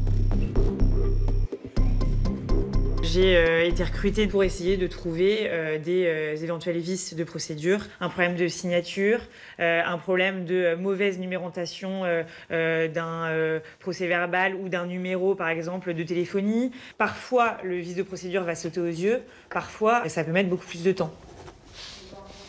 Les faits commis par leurs clients ne sont pas leur combat. Ils se battent sur le respect des modalités judiciaires. C'est vrai que je viens vous voir par rapport à monsieur. La justice étant humaine, parfois le diable se niche dans les détails. Un détail peut permettre de faire annuler une procédure. Ce qui est le plus fréquent, c'est les erreurs sur les délais. Un délai qui n'est pas respecté, c'est une remise en liberté d'une personne qui est en prison. Parfois, et ça arrive dans des dossiers qui sont accablants. Donc on a tout intérêt à être vigilant sur le respect des délais. Selon Maître Cora Item, la présomption d'innocence et les droits des détenus ne sont pas respectés. Je vais voir 3 de mes clients. L'un d'entre eux a été condamné à une peine de 10 ans d'emprisonnement pour de l'importation de plusieurs centaines de kilos d'héroïne. Et les 2 autres sont en attente de jugement. Et contestent intégralement leur responsabilité. Ce qui, à mon sens, est d'autant plus inacceptable parce qu'elles sont présumées innocentes, ces 2 personnes, et qu'elles se voient finalement subir le même régime carcéral que des personnes qui ont été déclarées coupables et condamnées pour des faits de trafic de stupéfiants. Mon objectif, c'est de les faire sortir. La plupart des détenus incarcérés à Vendin ont été condamnés définitivement. Mais dans la criminalité organisée, de nouvelles affaires surgissent sans cesse. À la gare la plus proche, à Lens, une dizaine d'avocats défilent chaque semaine pour 1 heure de parloir avec leurs clients. On a 2 détenus qui sont actuellement incarcérés à Vendin-le-Vieil. Nos clients n'ont pas pu nous joindre, vous voyez, depuis 2 mois, alors même qu'on reçoit des courriers et par lesquels ils nous expliquent qu'à la cabine, ils n'ont pas réussi à enregistrer nos numéros. On est obligé de traverser la France, de faire Marseille-Vendin, d'arriver aujourd'hui pour avoir des nouvelles de nos clients. Sur les 89 détenus de Vendin, 70 ont fait des recours. Tous ont été rejetés. Ce qu'ils réclament, ce sont des conditions de détention normales. Pendant ce temps-là, à 400 km, à Condé-sur-Sarthe, autour de l'autre prison de haute sécurité, toute cette agitation des narcotrafiquants inquiète encore plus les riverains. On va avoir des gros trafiquants ici, pourvu que ça ne dégénère pas. On fait confiance, hein, et puis on se remet, on se dit à la grâce de Dieu, hein, qui nous protège. Voilà. Ici, 100 transferts de narcotrafiquants sont programmés. Vincent Vernet suit de très près ce qui se passe à Vendin. Il est sur ses gardes, car il redoute que pour se faire entendre, les criminels ne franchissent un pas supplémentaire. Forcément, c'est des publics qui vont être enfermés, qui généraient énormément d'argent à l'extérieur, qui du coup peuvent identifier que moi, en tant que chef d'établissement, je les prive de la possibilité de continuer leur business à l'extérieur. Et donc, être une cible, c'est, j'allais dire, malheureusement, peut-être naturel. La crainte qu'on a chaque matin, c'est de se dire que ses proches peuvent être touchés, que les gens qu'on aime peuvent être touchés, parce qu'on va toujours peut-être faire le lien entre le risque inhérent à la réaction de narcotrafiquants et le fait qu'on n'arrive pas à joindre son fils, par exemple. Bonjour. Il est déterminé à affronter les risques et les hommes en colère. Pour ça, il dispose de moyens importants. Ses équipes locales d'intervention, les ELSP, s'entraînent chaque jour. Messieurs, on se place niveau 7. Chacun sait ce qu'il a à faire, les scénarios sont prêts. Nos collègues qui jouent le rôle des personnes détenues en place. À l'intérieur d'une cellule, un scénario classique. Un détenu refuse de sortir.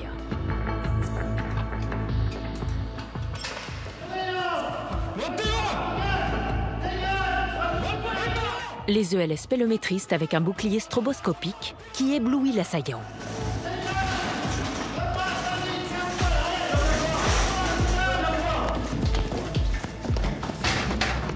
Ce bouclier stroboscopique, il a déjà été testé au quartier disciplinaire, notamment. Il est très efficace. Il multiplie les exercices. Car en plus, dans le quartier de lutte contre la criminalité organisée, les hommes auront moins de moyens pour se défouler. Allez, on attaque. Bonjour. Ça va? Si les détenus peuvent encore aujourd'hui pratiquer un sport collectif en extérieur. Et ils évacuent leur frustration. Déjà, c'est énorme. Au lieu de l'évacuer sur nos surveillants, ils l'évacuent là. Pour les narcobandits, des séances comme celle-ci seront supprimées. Si les personnes n'ont plus accès aux activités sportives, les détenus qui vont être ici lorsqu'ils vont subir ça, sincèrement, je plains le personnel qui va être en charge de les surveiller. Les narcotrafiquants n'auront plus le droit de profiter de moments d'intimité avec leurs femmes. Jennifer vient tous les mois rendre visite à son compagnon. Bonjour. Je peux avoir une feuille et une clé, s'il te plaît? Merci. Elle va passer 3 jours et 3 nuits avec lui dans ce qu'on appelle une unité de vie familiale. Oui. Allez-y, madame. C'est parfait. Bonjour. Allez-y. Amoureuse, Jennifer a déménagé de Guadeloupe à plus de 6000 km de sa famille pour se rapprocher de son compagnon. C'est dernièrement où j'ai décidé de lui pardonner et voilà, il a appris de ses erreurs. Depuis qu'il est ici, dans cette prison, il s'est beaucoup assagi, il a beaucoup évolué. En tout cas, il est sur la bonne voie. J'espère qu'il continuera. Il est incarcéré depuis 10 ans pour tentative d'assassinat. Et s'il tient bon, c'est surtout grâce à elle. C'est elle, là c'était quand elle était enceinte. Pour la venue de ma femme pour l'UVF, je vais m'habiller tout de noir, je pense. Donc je vais me prendre ce jean noir avec mes baskets noires. Je vais prendre mon boxeur noir et un t-shirt noir à manches longues et m'apprêter pour qu'elle voie que je m'entretiens un peu quand même. Là, je me coiffe les cheveux. On va mettre un peu de déodorant. Vous vous sentez comment là, avant de revoir votre femme? Excité.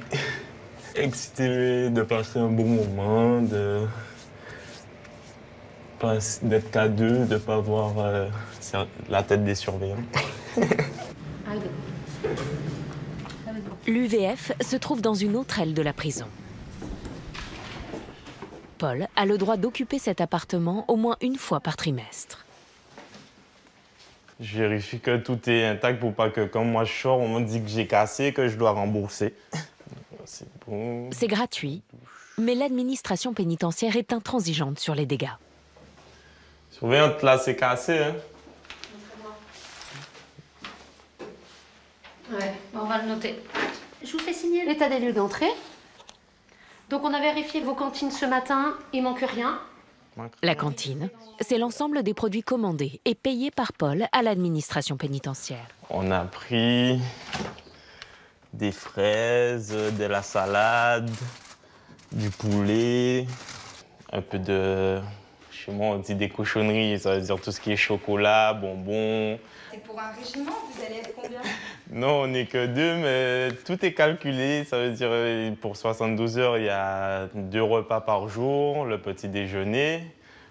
Ces 3 jours sont comme une bouffée d'air pour Paul.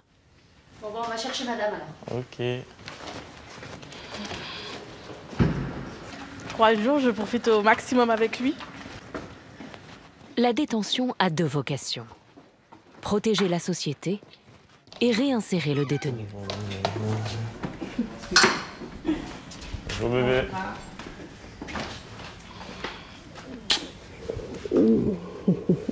Ça va? Oui, et toi?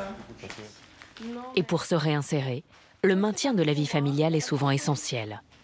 Il est beau. J'aime bien. En plus, il a maigri, il fait du sport maintenant. Pour éviter de transmettre des instructions par le biais de leur famille, les narcotrafiquants n'auront plus droit à ces moments d'intimité.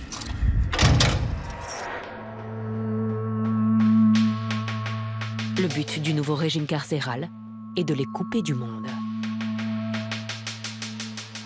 À Vendin, ils n'ont plus droit qu'à 4 heures de téléphone par semaine. Écoutés en temps réel par les services de renseignement. Et ils ne voient les visiteurs qu'à travers cette vitre.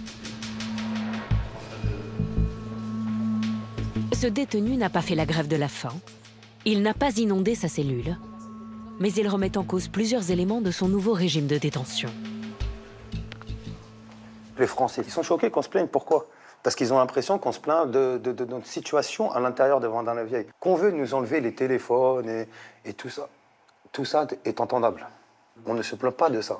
Ce qui nous déplaît à nous, c'est d'aller au parloir, de ne plus prendre nos enfants dans nos bras, nos femmes dans nos bras. Après, ça, j'ai pas envie d'entrer dans de la victimisation. Hein. Mais avant d'arriver ici, moi, j'étais dans une centrale. Ma porte, elle était ouverte de 7h30 jusqu'à 19h le soir. J'étais libre. J'avais un UVF de 72 heures par mois. C'est-à-dire que j'avais mes liens familiaux. Je faisais les devoirs avec mes enfants, je pouvais assumer mon devoir conjugal. Et ça fait 8 ans que je suis incarcéré. Du jour au lendemain, t'es un chef de réseau, t'es un grand bandit, et tu vas aller à Vendin-la-Vieille. Parce que peut-être qu'à une époque, mes affaires ont fait un peu de bruit. Est-ce que vous pensez que le fait de mettre quelqu'un à l'isolement, qui a autant de pouvoir et autant de connexions, ça veut dire que tous ses amis ils tombent en même temps que lui? Non. Est-ce que depuis que la prison de Vendin-la-Vieille a ouvert et qu'on a été incarcéré, la criminalité elle est arrêtée à l'extérieur ou non? Je vois pas, moi, quand je vois les infos, je vois toujours des règlements de compte, je vois toujours qu'il y a du stupéfiant, je vois toujours... Il n'y a rien qui s'est arrêté. Est-ce que vous vous rendez compte que tout le monde est réuni? À la base, ils nous disaient qu'on était tous isolés. Vous n'avez qu'à ouvrir la fenêtre, vous allez entendre que tout le monde se parle. À l'extérieur, dans une coursive, les hommes échangent entre eux à travers les fenêtres.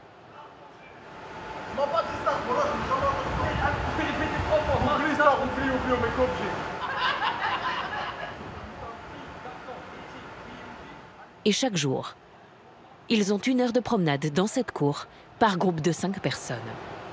C'est dangereux, oui, parce que peut-être qu'il y en a ici qui ne se sentent pas à leur place, mais peut-être qu'il y en a qui se sentent à leur place. Il y en a peut-être même qui ont vu des gens que ça fait longtemps qu'ils n'avaient pas vus et qu'ils avaient des comptes à régler. Et peut-être même que ça peut créer des nouvelles histoires. Dans chaque groupe, vous avez un Parisien, un Marseillais, un Nantais, un mec de Lyon. Vous voyez, ça peut créer des nouveaux trafics, comme ça peut créer des nouvelles histoires aussi.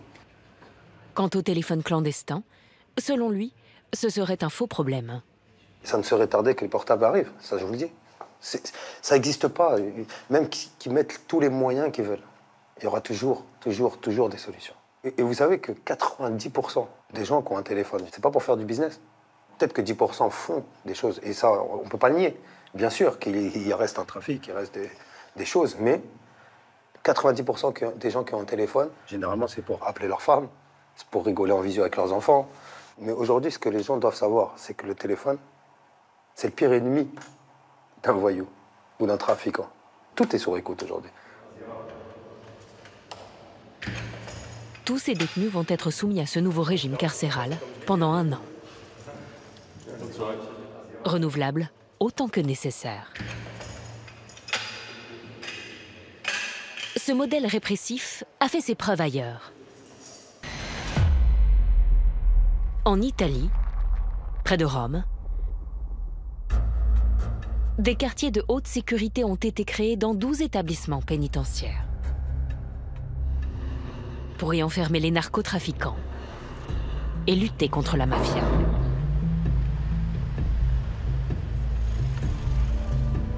Sous escorte policière, un journaliste italien, Roberto Saviano. Bonjour. Il dénonce depuis 20 ans les crimes de la mafia. Quand il arrive quelque part, ce n'est jamais par la grande porte. Sa tête est mise à prix par les organisations criminelles italiennes. L'auteur à succès de Gomorra a vendu 10 millions de livres à travers le monde. Il est devenu un symbole de la lutte anti-mafia. Tout est clair. Chacune de ces apparitions est un événement salué par la population italienne, qui se félicite que les chefs mafieux soient incarcérés. Comment tu t'appelles? Francesco. Merci pour votre combat. Merci. Les chefs de clan vivent isolés. Ils ne peuvent rencontrer leur famille qu'une fois par semaine, à travers une vitre blindée.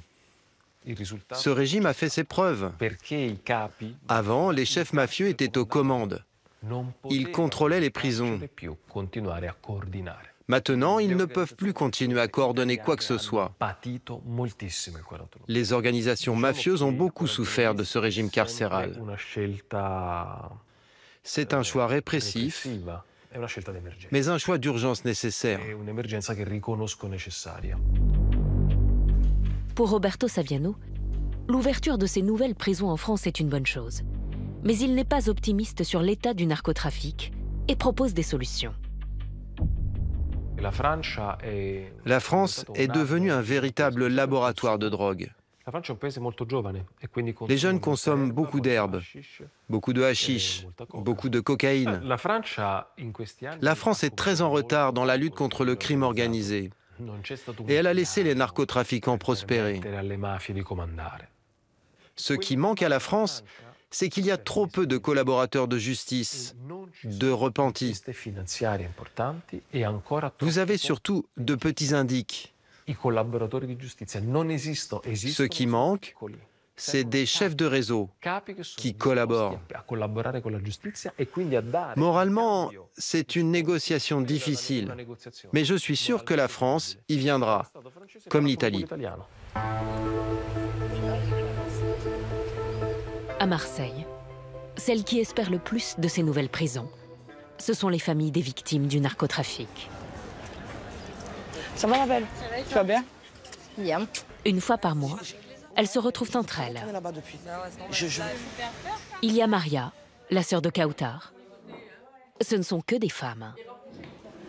Il y a aussi Leila, Sabrina, sa fille. Elles ont perdu Sokaina.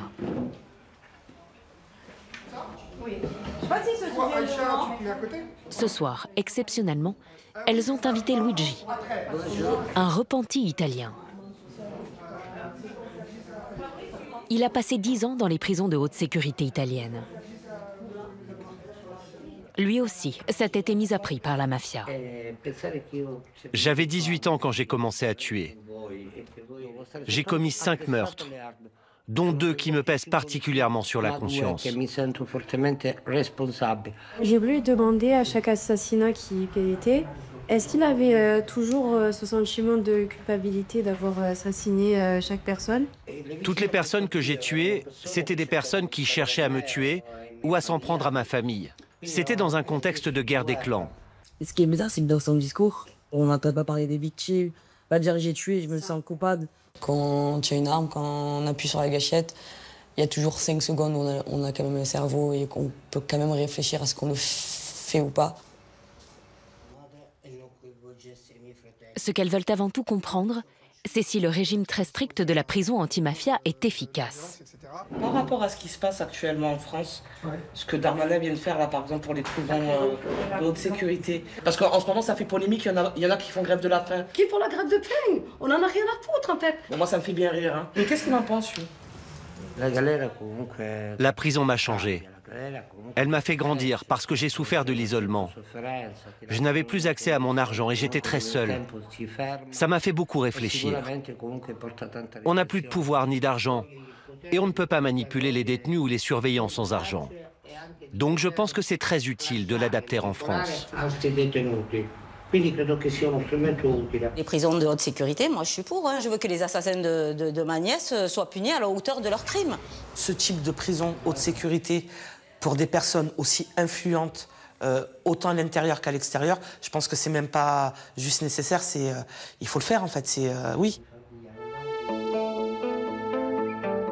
Comme l'espèrent ces familles, les coups portés par le nouveau régime carcéral seront-ils assez forts pour contrer la pieuvre du narcotrafic? L'année dernière, 367 assassinats et tentatives d'homicide liés au réseau criminel ont été recensés.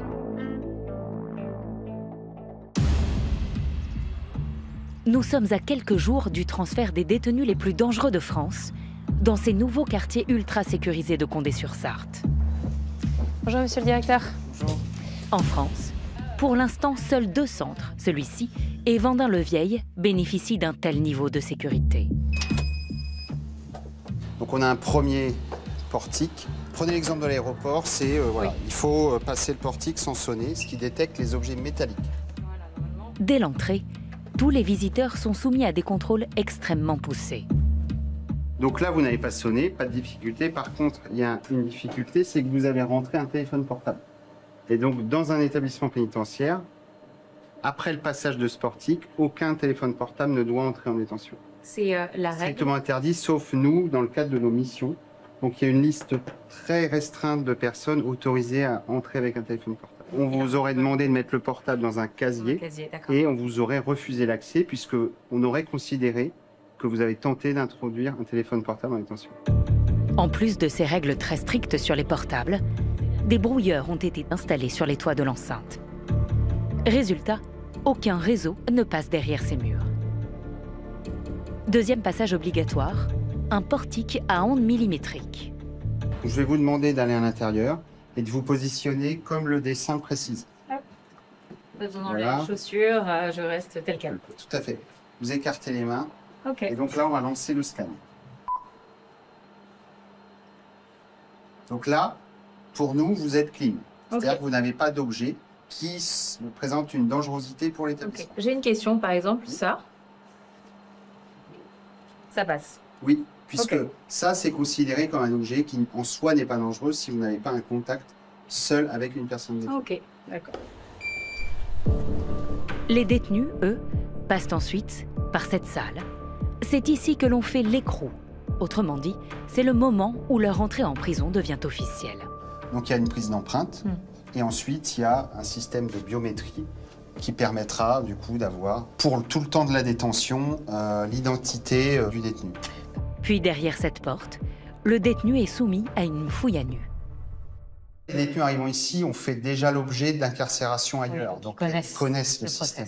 On a parfois des réactions, hein, mais c'est plus la réaction d'être arrivé ici que d'être fouillé à nu qui crée parfois un phénomène de violence. Dans quelques jours, 40 figures du grand banditisme français franchiront les murs de l'enceinte. Comment les surveillants appréhendent l'arrivée quand même des criminels qui sont considérés comme les plus dangereux de France, ici, dans cet établissement dans lequel ils travaillent? Nous, on essaie d'expliquer aux agents que, comme pour tous les autres détenus, mais peut-être un peu plus avec ces détenus-là, il faut être vigilant quand on est à l'extérieur de l'établissement, c'est-à-dire ne pas exposer en public qu'on travaille dans un établissement pénitentiaire. C'est des règles basiques, mais qui sont, à mon avis, essentielles. Il y a la question des réseaux sociaux. Il faut évidemment au maximum que nos agents comprennent que la visibilité, elle n'est pas que physique. Quand on sort faire ses courses, elle est aussi sur les réseaux. L'équipe de Vincent Vernet connaît bien ce type de profil. L'un des criminels les plus dangereux et les plus médiatisés de France, Mohamed Amra, a déjà été incarcéré à Condé-sur-Sarthe. Quand Mohamed Amra est arrivé ici, c'est un stress supplémentaire, c'est, pardon pour le mot, mais une excitation supplémentaire quand on travaille dans la pénitentiaire. Comment on se sent en fait quand on a un profil pareil qui Alors moi, arrive je dirais l'inverse, c'est-à-dire que je considère que c'est un détenu comme les autres. D'accord. C'est-à-dire dans la gestion, moi je tiens à ce que la vigilance soit la même, que ce soit Mohamed Amra, profil médiatique, ou ce qu'on peut considérer nous comme un petit profil. Et moi je ne vais pas en fait dans mon métier chercher à savoir qui est plus dangereux que l'autre. Ouais. Vis-à-vis de lui et de la symbolique, on ne lui montrera pas qu'il a une place à part. C'est-à-dire qu'il devient détenu comme un autre, donc quand il a une demande, il attend comme les autres, quand il a un besoin, il attend comme les autres, et il n'y a pas un focal précis sur lui. Le reste de la prison s'organise en 3 blocs bien distincts. Celui ultra sécurisé de la criminalité organisée, celui des terroristes et des radicalisés, et un dernier pour les détenus classiques. On le voit, là, on peut le voir, 3 zones différentes. Distinctes. Et du coup, un quartier ne rencontrera jamais un détenu d'un autre quartier. Ça, c'est une règle absolue à Condé. Nous entrons enfin dans les QLCO, les quartiers de lutte contre la criminalité organisée, prêts à accueillir les narcotrafiquants. Donc là, on va voir une cellule type du quartier de Qui est lutte, totalement terminé là. qui est terminée. Là, il est là. Donc là, une cellule classique en QLCO, avec donc le mobilier scellé. Tout est fixé, un Voilà. téléphone. Un téléphone donc, qui va être uniquement activé 2 heures, 2 fois par semaine. Personne ne sait quand les prochains narcotrafiquants vont arriver, sauf vous. Si nous, on le sait. Vous le savez. Tout à fait. C'est évidemment des opérations de grande envergure qui sont programmées entre le ministère de l'Intérieur et le ministère de la Justice. Alors la seule chose que j'ai besoin de connaître à ce jour, c'est si vous êtes prêts. On est totalement prêts. Merci, monsieur le Merci. directeur. Nous avons voulu savoir quel serait l'avenir de ce nouveau système carcéral. En exclusivité, Gérald Darmanin nous dévoile son projet pour 500 autres détenus issus de la criminalité organisée.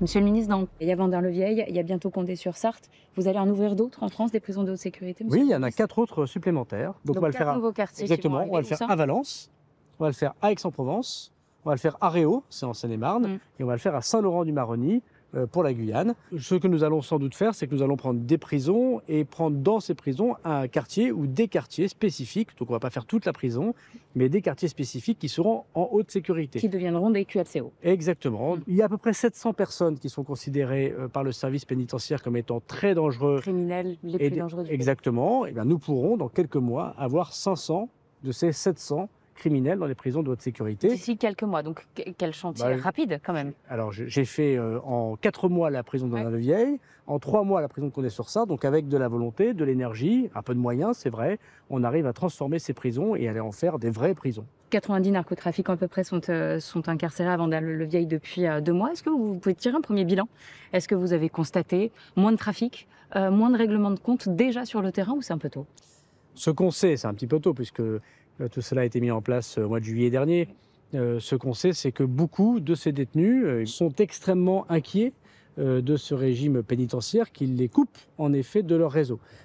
Mais selon lui, l'existence de ces prisons ultra sécurisées a déjà un impact sur les autres centres pénitentiaires classiques. Il y a à peu près entre 15 000 et 17 000 détenus qui sont dans les prisons françaises pour criminalité organisée, trafic de stupéfiants. Et quand ils se comportent mal, lorsqu'ils ont des téléphones portables, lorsqu'ils ont des communications extérieures, lorsqu'ils ont envie de corrompre des agents, désormais les agents peuvent leur dire « Attention, si on trouve un téléphone portable, si tu corromps un agent, tu ne seras pas simplement qu'un jour dans un quartier disciplinaire, tu iras à Vendin-le-Vieil, tu iras à Condé-sur-Sarthe. » Et ils savent très bien, ces trafiquants, que s'ils y vont, dans des cellules que vous avez visitées qui sont extrêmement sécurisées, où les drones ne sont pas possibles, où les téléphones ne sont pas possibles, eh ben ils perdront beaucoup. Cette nouvelle sévérité pourrait pousser certains détenus à parler et à collaborer avec la justice. À ce jour, la France a encore trop peu de repentis. Il y a déjà aujourd'hui plusieurs de ces détenus qui ont demandé à leur juge d'instruction de pouvoir discuter pour pouvoir sortir de cette prison. J'en ai même qui m'ont écrit directement et j'ai passé évidemment ces informations à la justice pour dire voilà, on veut parler parce qu'on veut sortir de cette prison. Donc voilà, il est encore trop tôt pour dire si ces informations sont bonnes, si le système de reporting va fonctionner, mais on voit bien que pour la première fois, nous avons des détenus qui ouvrent, pour sortir de cette prison, ouvrent les voies de la discussion avec la justice. Merci beaucoup, monsieur le ministre. Merci à vous. Merci. Merci à tous de nous avoir suivis. La semaine prochaine, vous retrouvez Julien Courbet pour Capital. Et nous, on a rendez-vous dans 15 jours pour un documentaire inédit de Zone Interdite. Regardez. Comment réduire ses factures d'énergie quand on vit dans une passoire thermique? En février, 177 €. En mars, 134. Tous les mois, je pète mon budget, quoi. Pour tenter d'y parvenir, de plus en plus de Français se lancent dans des travaux de rénovation énergétique. Mais ces chantiers peuvent parfois virer au calvaire. Pour les ménages les plus modestes, les aides de l'État sont primordiales pour financer leurs travaux. Et là, il faut vider tout ça, toute la vaisselle de mamie. Près de Toulouse, Émilie et Benjamin doivent refaire toute l'isolation de cette vieille bâtisse. On refait les murs, on refait les toilettes, on refait toute la plomberie, on refait tout. Le couple, qui a des moyens limités, a demandé à l'État une subvention de 42 000 €. Attention Antonio, ça va tomber. Mais leur sera-t-elle accordée en temps et en heure? On attend le verdict et puis on verra. Car obtenir ces aides de l'État peut parfois prendre très longtemps. Comme pour Tristan et son épouse, 8 mois qu'ils attendent leur enveloppe de 18 000 €. Et en fait, j'aurais besoin de toucher de l'argent, là, s'il vous plaît. Je suis vraiment en difficulté, là, pour le moment. Le couple est pris à la gorge. Et malgré leurs nombreux appels, impossible de savoir pourquoi leur dossier n'avance pas. Il manque rien du tout et qui pourrait faire avancer notre dossier. Exactement. Mais il y a pire que les délais d'attente. Ces aides de l'État ont ouvert la porte à des escroqueries, comme celle qu'a subie Cathy. Il m'a expliqué que ça allait me coûter 23 900 €, que j'avais droit à 18 000 € d'aide. Après lui avoir fait miroiter une subvention, l'entreprise à laquelle elle a fait appel ne lui a jamais installé la pompe à chaleur qu'elle a payée. Là, c'était l'emplacement de mon ancienne chaudière au gaz. Voilà, c'est les 2 tuyaux qu'ils ont placés au plafond, parce que ma cuve devait être ici. La retraitée vit aujourd'hui sans chauffage. Il fait 13 degrés ce matin. 3 degrés de plus que dehors, c'est bien. La même société aurait fait des dizaines d'autres victimes, comme Christophe. Mais il a toujours sa bonne tête d'escroc, tu vois, qui est là avec son sourire, tu lui donnerais le bon Dieu sans confession.